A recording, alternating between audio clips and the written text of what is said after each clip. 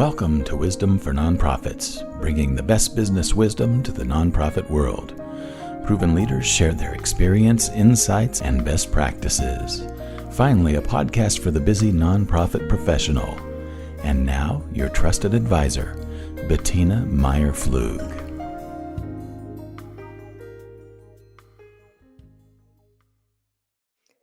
You might be looking to enter the nonprofit world from one of many different starting points. Maybe you're fresh out of college and eager to change the world. Maybe you're mid-career and hoping for a change. Maybe you're a parent looking for a workplace that offers a great life balance, or a near retire hoping to spend your last working years doing something meaningful. Whatever your life path, you might have noticed there is a lot of conflict advice out there about working for a nonprofit or a foundation. In this episode, we will answer a few common questions about finding the perfect nonprofit job, including: is nonprofit work right for you? What skills do you need to succeed at a nonprofit? What directions should you take? Do the pros for a nonprofit career path outweigh the cons? Where can you learn more about each type of role inside a nonprofit? Plus, I've asked some nonprofit career experts for advice on these ins and outs of finding the nonprofit career path that's right for you. Are you ready? Let's dive in. To help me with this mission, I have invited again to our podcast Krista Ortega. We have recorded another podcast called How to Diversify Your Revenue with Individual Donors. The tips that she gave on that episode are amazing. You should check it out. Krista is an innovative social sector strategist and an educator with over 19 years of diverse professional experience with nonprofit organizations from San Diego to New York City. Current Krista works as a program manager at Candid and delivers over 60 in-person and online trainings annually in the Western region and all across the United States. She also contributes to the learning strategy, curriculum design, and program evaluation efforts, serve as a subject matter expert. She is capable of teach leaders of the third sector, fundraising strategies for individual giving, and much more. Her biggest passion is to make the world a better place. That's why she's here again with me. Thank you, Krista. Thank you for being here. Thank you so much for having me back. What a pleasure. We would like to start talking a little bit about the advantages of working for a nonprofit. What are your points of view on this topic? It's such a good conversation. Thank you so much for hosting this and providing this dialogue for nonprofits. I'll kind of start by saying this is just my experience. And while I was thinking about, wow, 19 years, that's not a short amount of experience. It's also just one person's lived experience. So hopefully these amazing questions that you're asking me today will also inspire folks to ask others in this sector these questions as well. And I think that's actually one of the biggest benefits is the people, really. The best advantage is you meet the most amazing people that have missions and passions to affect and change the world, to strengthen their communities, and to bring their expertise to really important missions and visions. I think I've been grateful for mentorship, meeting other people. I think one of the other advantages in working in nonprofits is it's very diverse. So when we think of one nonprofit, it's hard to completely compare and contrast. Most of my experience has been in smaller nonprofits. So for me, the advantage has been that I've learned so many different skills working in smaller nonprofits. Sometimes that tips into one of the disadvantages because resources can be a little limited, but the opportunity is so much greater. Back to your, kind of guiding question around wearing so many different hats, trying out different roles, working in different departments and learning. some of the ways that I've learned the most in my career has been by doing.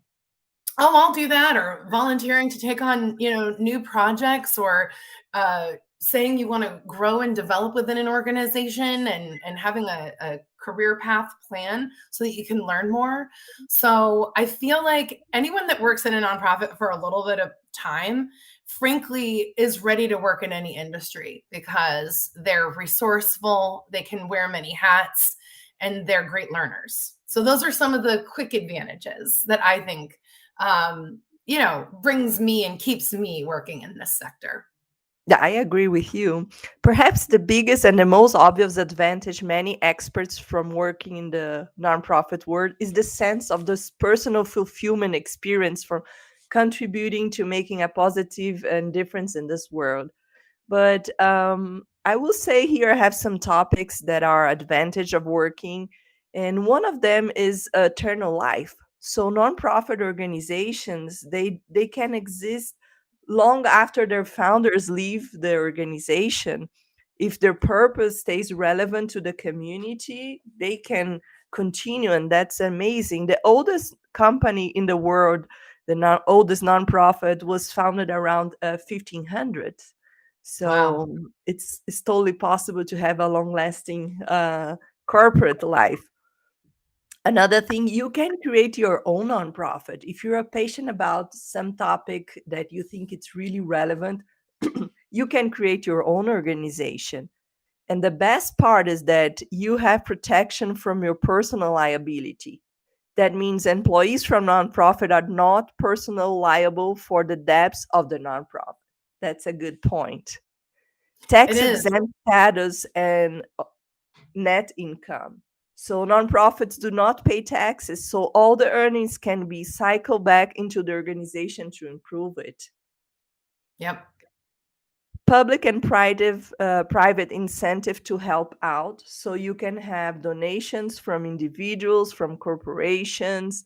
It's not easy, but it's possible to fundraising with different resources. That's what we were talking in our previous podcast.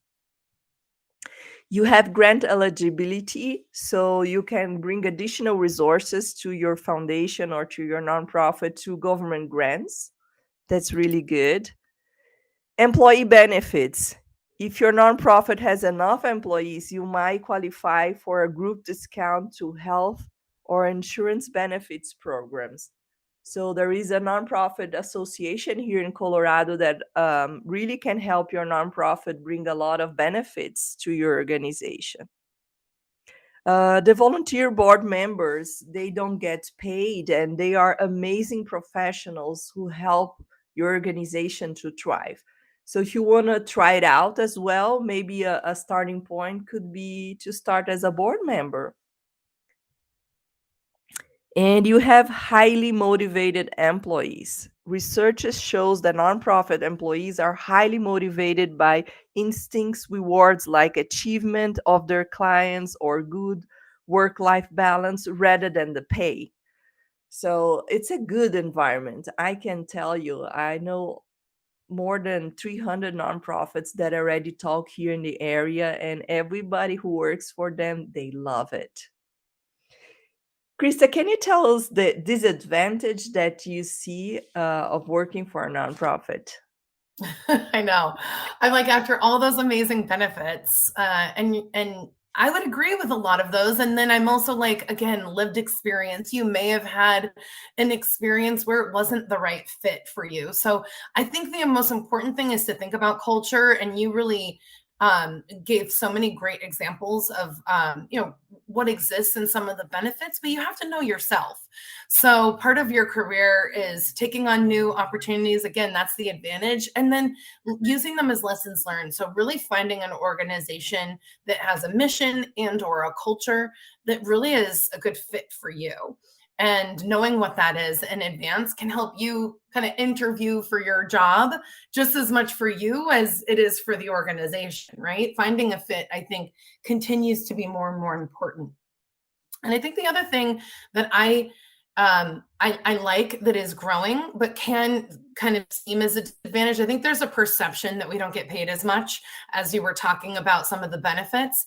And yeah, I've experienced that. I think that's true. My friends that are not in the nonprofit, that are in the for-profit or governmental sectors, I would say are definitely always paid better than I have been in my career. So we have to find the benefits, like you were saying, to kind of outweigh that. And I think culture and who you're working with, and ultimately what impact you're having on the mission, should be something that you're, negotiating or seeking out.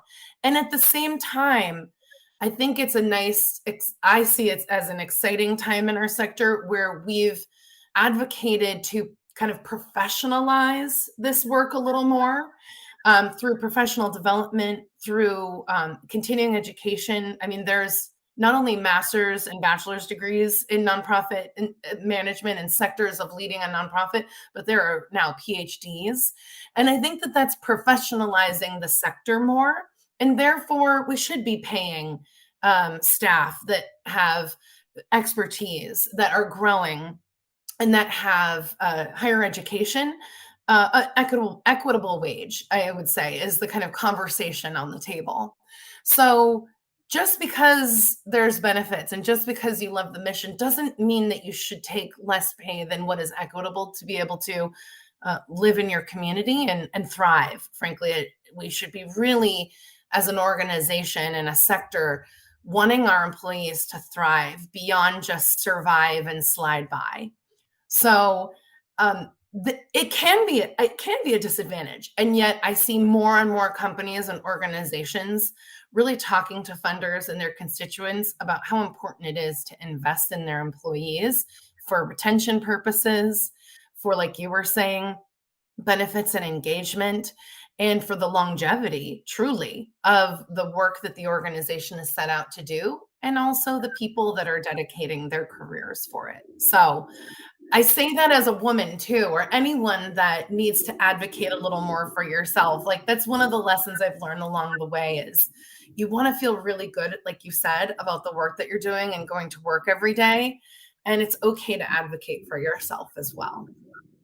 I agree with you. I think whenever you're thinking on starting your own nonprofit, you have to be aware that you need time and money to start.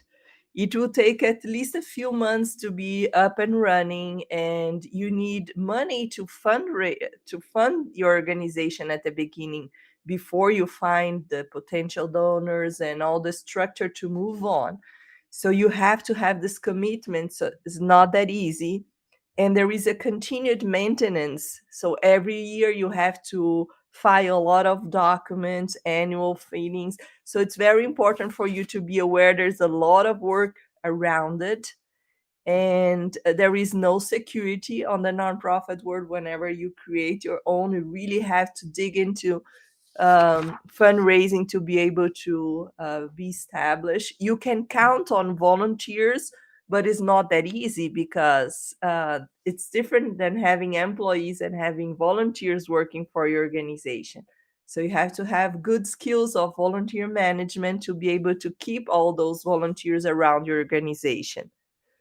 Funding can be difficult. Krista, if you can talk a little bit about fundraising ideas, it's not easy. You have to cover at least the cost of your organization and be sure that you have enough to maintain the employees. Is not easy. That's why sometimes nonprofit employees get paid less because of the fluctuation of income for the nonprofit. Yeah. Yeah, it's such a great topic. And I love the way you're framing it around an opportunity for folks to kind of enter the sector in different ways. We have a really great tool at Candid, and it's called Is Starting a Nonprofit Right for You? And it kind of walks you through a series of questions to see where you are in either readiness for starting it or to just kind of figure out if it's right for you, really. Because from my perspective, after being in this sector for a while, I would say it's the hardest business to start. And it's because there are so many important factors, like you just described, that go into it. I have a LLC business with my husband, and it is not easy to run an LLC in California. And yet at the same time, I think about, wow, it is so much harder to make sure that you have a successful and sustainable nonprofit. And really, the reason is because you are getting a tax deduction and benefit for doing public good from the IRS. And therefore, we have to make sure that people are using that benefit fairly and appropriately. And therefore, there are more things that are involved, like a board of directors that is critical. And each state has different laws around what that looks like. For example, I know in California, they passed a law just a few years ago that you need to have a financial officer on your board. They don't need to be a CPA, but what it says is you need to have these resources to be able to ensure that you're managing the public's dollars effectively because you're getting all these tax benefits. I think the other misconception that folks think is that if I start a nonprofit, the grant money just flows right in. And I hear that a lot from like my friends that want to start really, good initiatives, and there's tons of purpose behind it. But just because you have a quote unquote nonprofit or a 501c3 status does not mean that money naturally comes to you. You have to be a fundraiser. And it's competitive out there in a way that any business sector is. There's a lot of nonprofits. One of our tools at Candid is called GuideStar. And it's basically a database of all of the nonprofits in the US. So I urge everyone to go into GuideStar. You can get a free account, whether you work at a nonprofit or not, and look around, poke around.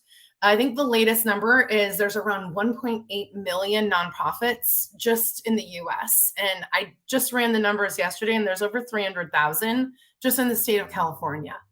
So there's a lot of nonprofits already. Okay.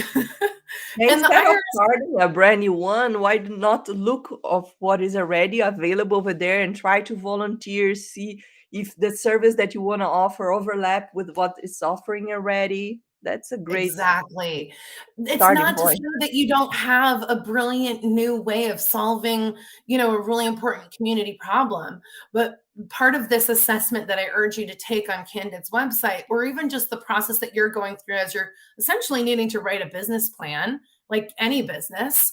But what's the mission and what's the business, and do some research and see if anyone else is already doing this. It will help you to interview other CEOs or founders and other staff that work in other organizations similar, to also learn before you go ahead and start it, because it is a lot. And like you said, you really need to be a good fundraiser. The money doesn't come in. You get a 501c3 status, and then they're like, okay, well, good luck. And you have to compete with all the fundraisers like myself that have, learned along the way and have taken classes and have gotten a master's degree and are professionals. So I think it's a good thing that the sector has grown and continues to get professionalized, but it's also something, if you're coming into it either as a new professional or wanting to start something, it's also something to be mindful of. You kind of do your homework. I say that when I'm saying fundraise, if you're going to go out and fundraise and you have a new nonprofit and you're listening, do your homework. And if you're considering joining an organization, do your homework. And if you're considering starting an organization, do your homework. So there's one more tool at Candid that I think can help with doing your homework, and that's Foundation Directory. So we also have, it's a subscription product, but there are free versions available within your community. And we've got a whole bunch of partners around the country and frankly around the world that help make these tools available to folks. And what it is it's an application that has all grant history and data in one place. So when you are starting out, or for folks that are looking to expand and kind of grow their fundraising, you can go in and look at all the history of foundations. You can see how much the Bill and Melinda Gates Foundation gave in 2020 back to whenever they started. And that'll give you a really good sense of where the money is, where it goes, where they fund, where all the organizations they fund, and to help you make a better fundraising plan for your organization. Thank you. I love all your tips. And the question I want to answer is nonprofit work right for me? So, just to recap, are you ready for the bureaucracy around nonprofits? There is a lot, sometimes lower pay. And one of the things that I think it's difficult for some people, not from me. I'm from Brazil and we are really used to work with limited resources, but whenever you're working for a nonprofit, you have to be aware that sometimes the resources are going to be limited. So are you ready to wear different hats? Like you said, Krista, sometimes they don't have a volunteer manager and you're the one that's going to be managing that event. So you have to be ready to wear different hats all the time.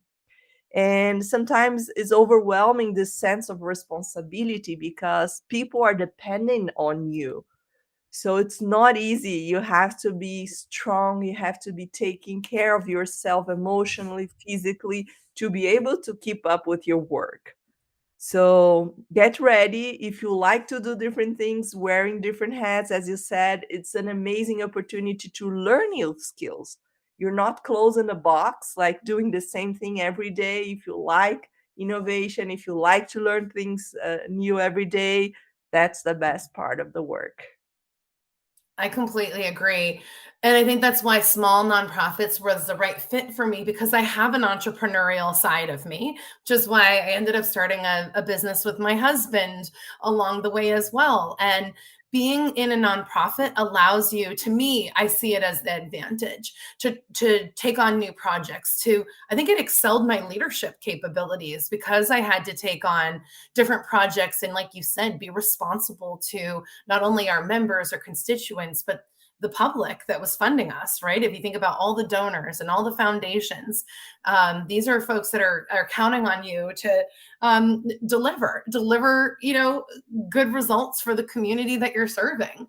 So it really has tons of advantage, but I would say you're right. You have to really be kind of think through and be mindful and do your research. The other thing I was going to share about figuring out if working for a nonprofit is right for you is Candid also puts out an annual compensation survey, and it's a report that everyone that works in the sector gets an opportunity to complete.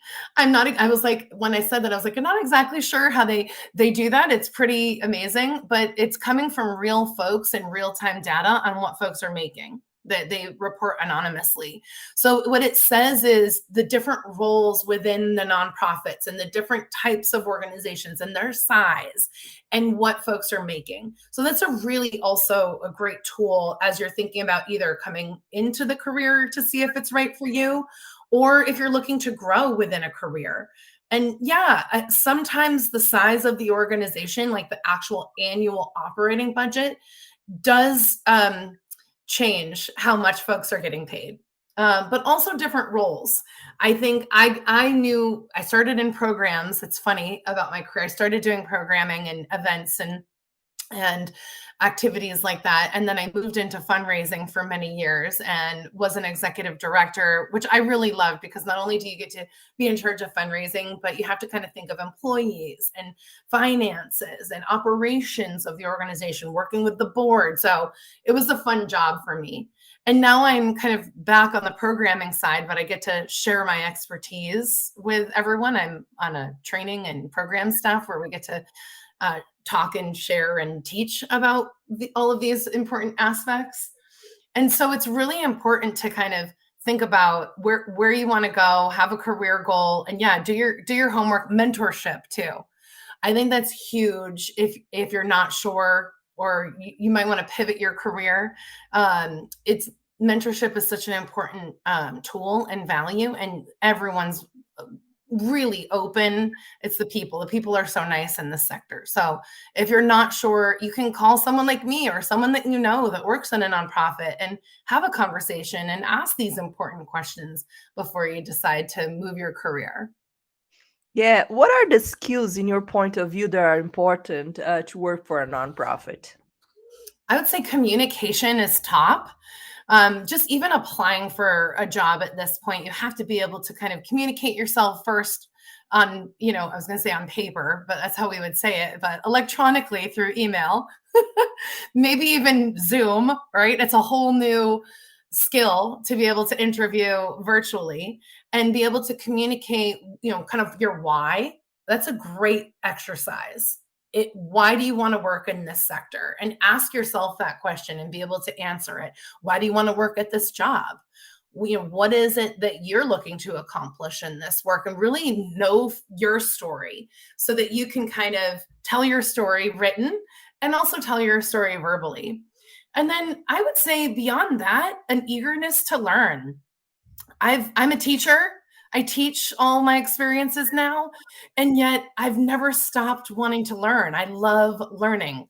Just this opportunity to be with you, I'm learning stuff about your experiences. So that eagerness to learn really, I think, goes far in a nonprofit job, because again, you can come in and have all the skills that you have, but things might be different. They might be different at this organization compared to the next one, or COVID happens and you have to figure out how to, solve a different problem to meet the goal. So having that kind of curiosity and that sense of learning, I think is a really great skill that I see folks growing their careers by, always having that sense of wanting to grow. I totally agree with you, Krista.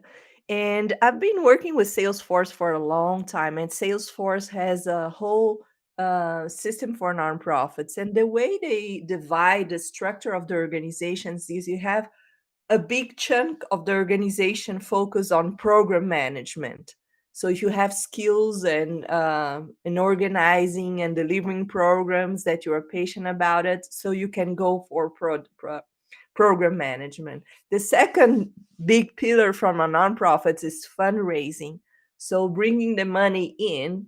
And the third one is volunteer management, because big part of a workforce are volunteers. And to make everything run, here are some skills that are really important for you to have. The desire to help people is one of them. Getting along with different type of people, because you really interact with different type of people all the time. Self-motivation, it's very important. Good reading and verbal communication skills, because you really need to interact. And able to multitask, what we said, a different hats every day. So those are the essential skills for you to really thrive in this world. And I would like to explain a little bit about the different areas. So if you like different type of work, it's totally possible for you to feel fulfilled in a nonprofit, because nonprofits can work in different areas like education, health, international, legal, social service, international aid. Any other ideas, Krista? You know a lot on Candid. What type of Yeah, organization exists over there? totally. I mean, arts organizations, that has a whole different skill and really fun sector to be in. Youth development, after school programs, YMCAs, anything that involves youth, animals and animal welfare Oh, is I a love those huge ones. area. Yeah, I know. And like you'll see in certain areas, for example, in Puerto Rico, a bunch of nonprofits got started around animal welfare after the hurricane, because there was so many animals to save, and in other countries and other parts of our country as well. So saving animals and taking care of animals is a big business. Zoos, if you can think about that.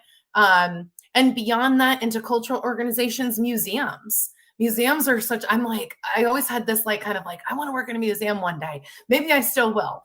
And you think about all those kind of institutions that welcome the public in that are also nonprofits. And sometimes universities, hospitals, I'm trying to think other types of schools. It is so diverse. I completely agree. There's so much that you can do. Environmental organizations. It's kind of endless when you think about what kind of impact do I want to have on the community? And some of them might be even more micro to that. I just met someone from a community foundation in Minneapolis that was doing some really exciting kind of community healing work after the murder of George Floyd. And so there's just so many, as we move forward in our life, and unfortunately, sometimes it's out of challenge and trauma and issues within our community that we want to solve. There's just so many ways to get involved. Either, I agree with you, starting as a volunteer is such a good step. And actually, that's another tip that I have for just growing your career too, no matter where you are. I've always had a volunteer role in some other aspect beyond my job. So I say that because I think it's important to have a passion for your organization that you work at, but it is still your job. It's your career. You're getting paid. There's a professionalism to it. And it's okay to kind of stay focused on building your career and taking care of whatever that is, your rent and your household. And volunteering gets to kind of help you build skills in a different way, but also connect with the community on a different level when you have to like show up as an employee. You get to show up as a volunteer. And so that's one way that I've really grown my career. I wanted to learn more about grant making. So I volunteered on committees where I got to read grant proposals and help make funding decisions. So there's a lot of different ways that you can kind of dip your toe in and experience our sector and the different diverse places that you might want to be involved in, kind of on a lower risk level. And for me, sometimes more passionate. Because I always say this in the work that I do in my community, I don't have to show up as Krista, this role representing this organization. I can show up to community meetings as Krista, the resident of this community, and feel like I can be a little more, fluid or open with how I interact as a volunteer because I'm not representing my organization's goals. I agree. Talking about schools, what type of degree is required? I know that most positions require a bachelor degree at minimum, but what are the non-profit specific degrees that are required to work for a nonprofit in your point of view? It's an exciting question because I feel like I've seen this answer grow in the last 20 years that I've been in the sector. When I first wanted to work in nonprofits, there really wasn't a bachelor's degree. And if there was, I didn't know about it. I have a bachelor's in theater direction and a minor in education. I thought I wanted to be a high school theater teacher, and I did my student teaching there. So theater really is what brought me into the kind of nonprofit sector because I was a youth involved in theater programs. And I realized very young that the only way that was going to happen for us to do all these plays is, my parents had to volunteer, they had to donate stuff, and we had to fundraise. So I think as I grew and I realized, okay, maybe, teaching in the school isn't right for me, but I want to be working in nonprofits. That's when I realized that I wanted to reinvest my education. I found a master's degree program in nonprofit management around 2005. And since then, so many more programs have emerged. Bachelor's degrees in nonprofit management or leadership or even fundraising and philanthropy. Like I said, I've seen even PhDs specifically focus on philanthropy and fundraising. So things are growing in the, kind of continuing education, higher education space. But I wouldn't say if you're starting out that you necessarily need a degree in nonprofit management. It really depends on what area in the nonprofit you want to work. If you want to work in programs where you get to kind of run the activities that serve the mission, then any kind of degree in communications, marketing is a huge value for any nonprofit. Technology is something that we all need more information on. But there's also the whole other side of the nonprofit that is, the financials and running the operations of the organization. There's HR. So all of those specialties, leadership, all of those specialties, just like in any business we have in the nonprofit sector. So you might get a finance degree and decide that you want to use your expertise and skills to support a nonprofit. So yeah, I think, again, tons of variety. we at Candid have, I would say, kind of more in the professional development side of learning. So it's a good way to start learning different skills without committing to like a matriculated bachelor's or master's degree program. It's continuing education at any level. And we have a lot of beginner, intermediate, and advanced courses on a lot of these topics, mostly focused on fundraising, but a lot of topics. So we've got everything online. You can go to learning.candid.org and peruse the calendar, webinars that are free sometimes. And that just starts to get you kind of like, okay, what area do I want to go in and what area do I want to learn more about? Thank you. I will mention here 4 degrees that are non-specific but not limited. A master's in public administration, it's can be useful. A master in social work, a master in public policy, and business administrations are the basics. But I did some research, and one college that I really admire, it's Cornell, and they have 4 courses for nonprofit professionals: strategic governing the organization, fundraising and revenue generation, determine appropriate budgeting, debt, financing and cash flow, and assessing nonprofit using financial statements and ratios. So as you said, financial, it's really key for nonprofits. And another option, if you want to go to the technology, like Krista said, Salesforce offer a online platform that's free. It's called Trailhead. You can study over there to take your admin certification. Admin certification is the basic one. And afterwards, you can study to become a nonprofit professional. And the salaries are huge. They start with 75,000 a year if you're an IT specialist with Salesforce knowledge to work for a nonprofit. I highly recommend you to take a look. Trailhead, just Google Trailhead Salesforce, and you can create an account for free. That's huge. Huge. And I think you really brought up a great point too, Bettina, that you can be a part of the sector in a lot of different ways. So for example, working for Salesforce, a really amazing company that has a whole part of their organization dedicated to products just for nonprofits. So I think we're also in a cool time that we are working together more. And that would be the goal that I'd like to see as we work together even more across sectors. Governmental entities are always working in tandem with the nonprofit sector or the third sector. Small businesses and other businesses are such an important part, and even large corporations have, if a large corporation doesn't have a nonprofit or a community initiative, that would surprise me today. So there's a lot of different ways that you can be a part of the sector or be a part of building a community within your career that I think is wide open right now. And with technology, the best that it's ever been, obviously, in our world, there's just so much creativity and innovation, and folks that are kind of wondering how they want to give back.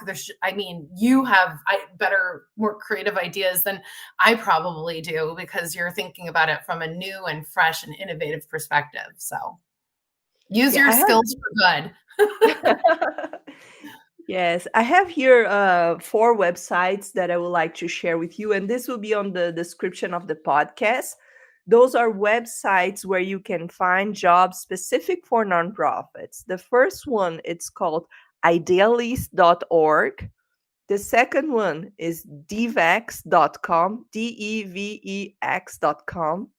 The third one is reliefweb.int from international. And the last one is unjobs.org. I will put this on the description of the podcast, but those are 4 amazing websites where you can search for jobs in this area. Can I add one more to the list, Bettina? Of course. We have one at Candid called Philanthropy News Digest Jobs. And so it's a whole Philanthropy News Digest is a whole online publication that we have a whole team that really creates some amazing articles and kind of up to date. That's another way I was going to say to keep you up to date is to read this digest. But also there's a whole jobs place and page on there that you can search as well. Thank So you. now I you've will got put you on 5 the amazing description. websites. So there are a bunch of links that Krista has shared with me. I will put on the description of the podcast, all the trainings and everything. If you want to learn more about the work that she's doing, please connect with Krista on her LinkedIn. Is linkedin.com/in from LinkedIn, Krista F. Berry. And I'll put on the description of the podcast. And if you are a nonprofit professional and wants to have like mentoring or coaching in this area, I'm more than happy to learn more about you. Just go on my website, witty.tech, on how it works, and you can schedule a 90-minute strategic coaching session with me. Krista, thank you so much for being again with me. I hope this information will be shared around the world with potential nonprofit professionals. And I hope to see you again, Krista. Thank you so much. Thank you. Thank you so much for having me. Good luck, everyone.